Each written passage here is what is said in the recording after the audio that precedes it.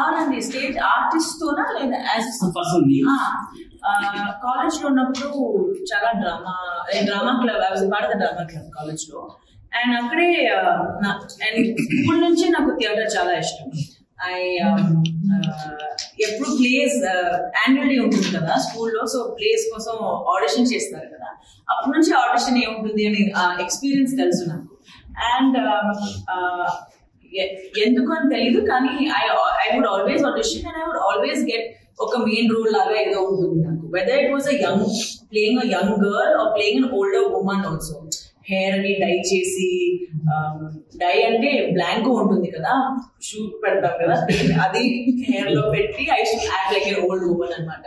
So అప్పుడే నాకు తెలిసి నాకు అన్ని చేయడానికి చాలా ఇష్టం. ఏమైనా ఉంటే ఇఫ్ ఐ ఫీల్ లైక్ ఆ రోల్ లో నేను బాగుంటున్నాను అంటే I would go and do it అనమాట. And I would get selected to do the role as well. So school nunchi, from when I was young, I had this thing of theatre.